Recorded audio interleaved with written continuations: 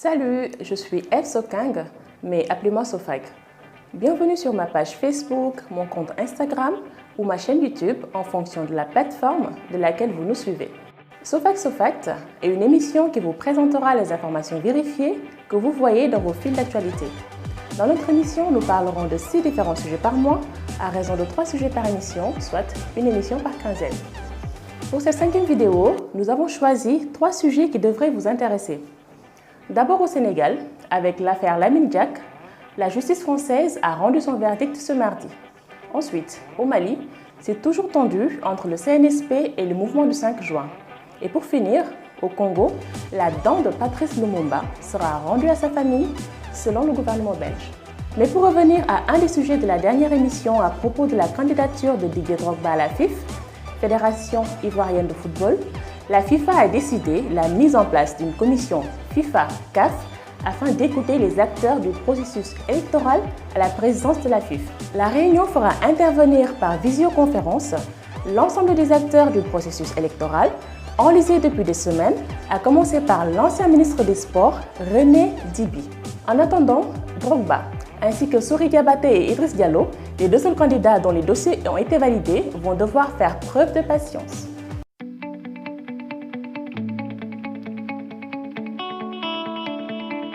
L'ancien patron de l'athlétisme mondial, Lamine Diack, a été condamné mercredi à Paris à 4 ans de prison, dont 2 fermes, pour son implication dans un réseau de corruption destiné à cacher des cas de dopage en Russie.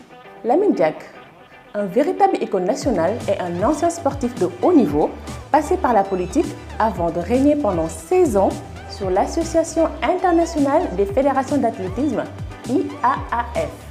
L'octogénaire aux cheveux couleur neige a entamé de la pire des manières une retraite qui s'annonçait méritée. Le 4 novembre 2015, soupçonné d'avoir étouffé plusieurs cas de dopage d'athlètes russes en échange de pots de vin, il était mis en examen par le juge français Renaud Van Ruymbeck pour corruption passive et blanchiment aggravé, plongeant le Sénégal en émoi. Comment en est-il arrivé là? Un petit récap est nécessaire.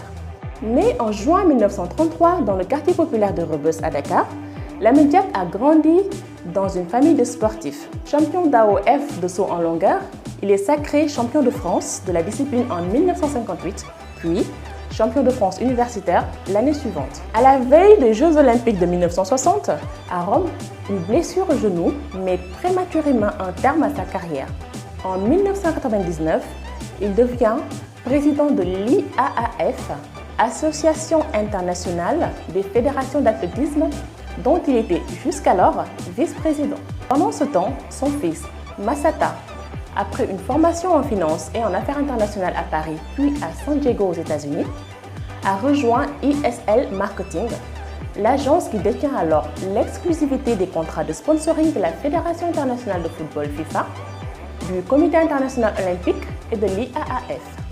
En 2001, sa collaboration fructueuse avec les instances fédérales de son pays, auxquelles il apporte de nombreux sponsors, l'incite à revenir s'installer à Dakar. C'est tout naturellement que Lamine Diack, fraîchement nommé à la présidence de l'IAAF, sollicite l'expertise de son fils. Les experts d'une commission indépendante de l'Agence mondiale antidopage AMA, créée en décembre 2014, font un rapport sur la famille Diack suite à un reportage d'une chaîne allemande sur le dopage dans l'athlétisme russe. Dans ce rapport, les experts décrivent un système de corruption ordonné par les plus hauts dirigeants de la fédération et contrôlé par la famille Diack, associé à Gabriel Dolé, ancien responsable de l'antidopage à l'IAAF, Valentin Balachkinev, ex-président de la Fédération russe d'athlétisme et ex-trésorier de l'IAAF, ainsi que Alexei Melkinov, un des entraîneurs des athlètes russes.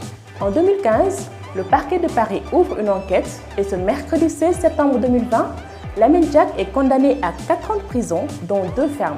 Durant l'enquête, Lamine Diack a reconnu que les sanctions contre les athlètes russes ont été échelonnées pour éviter de plomber l'image de la Russie avant les championnats du monde d'athlétisme 2013 à Moscou. Il a aussi concédé qu'il avait obtenu 1,5 million d'euros de la Russie pour faire campagne contre le sortant Abdoulaye Wade à la présidentielle sénégalaise de 2012.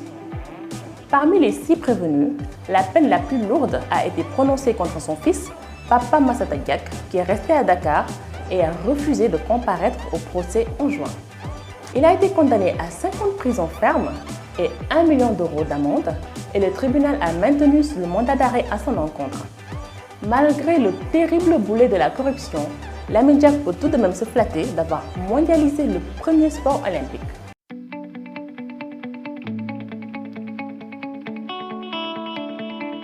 Au Mali, le torchon brûle entre le Comité national pour le salut du peuple CNSP et le mouvement du F5 d'un côté et la CEDEAO de l'autre côté. La concertation nationale malienne s'est achevée le samedi 12 septembre par la promulgation d'une charte sur la transition rejetée le lendemain par la plateforme de l'opposition M5 RFP.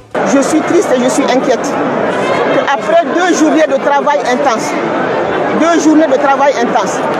que dans les commissions de travail, les groupes ont échangé sur le contenu de ce document-là, sur la feuille de route et sur la charte, qu'à la suite de cela, qu'on vienne nous présenter un document qui a complètement changé le contenu des rapports qui ont été présentés par tous les groupes ici, les 5 groupes.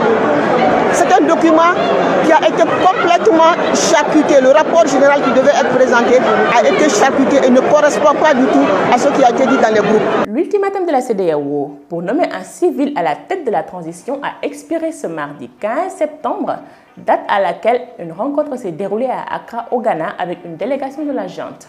La CEDEAO y a donné ses recommandations à la junte et a exigé un civil à la tête de la transition, tout en maintenant les embargos imposés au Mali qu'il menace de durcir en cas de non-respect de ses exigences. La réponse de la junte s'est faite connaître le lendemain, dans une conférence de presse où le porte-parole a déclaré être plutôt favorable à une transition dirigée par un militaire.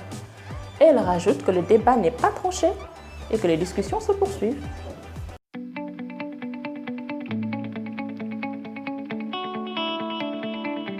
L'allégation selon laquelle la dent de Patrice Lumumba sera rendue par le gouvernement belge à sa famille est vraie. La Belgique, ex-puissance coloniale au Congo, va restituer à la famille de Patrice Lumumba une dent attribuée au leader congolais assassiné en 1961, comme elle le réclamait depuis plusieurs années. La dent, actuellement entre les mains de la justice, a été saisie chez la fille du policier belge, Gérard Saute, qui avait contribué à faire disparaître le corps jamais retrouvé de l'ancien Premier ministre congolais. Cette dernière l'avait montré en 2016 à un journaliste flamand qui l'interviewait, ce qui avait poussé les proches de Lumumba à déposer plainte pour recel. Le dossier a ensuite été joint à l'enquête principale pour crime de guerre ouvert en 2011 à Bruxelles.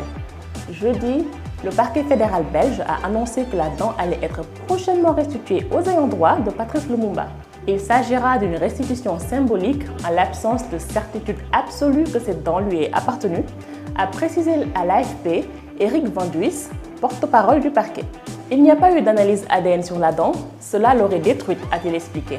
Patrice Lumumba est un héros de l'indépendance congolaise et il a été roué de coups et exécuté le 17 janvier 1961 avec 2 de ses ministres, sous l'ordre de l'ancien colon belge par un peloton composé d'un capitaine belge et de 4 Congolais.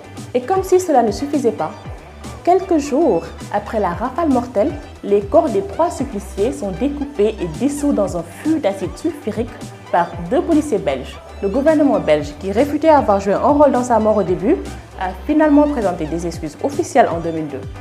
Les agents d'espionnage britanniques et américains seraient également impliqués.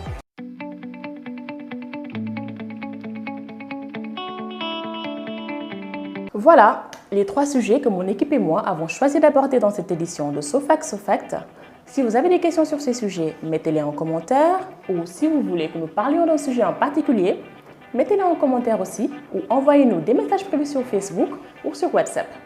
Et surtout, n'oubliez pas de partager cette vidéo. Abonnez-vous ou suivez notre chaîne pour plus d'informations sur l'Afrique. Merci et à très vite pour une nouvelle édition de SoFact SoFact.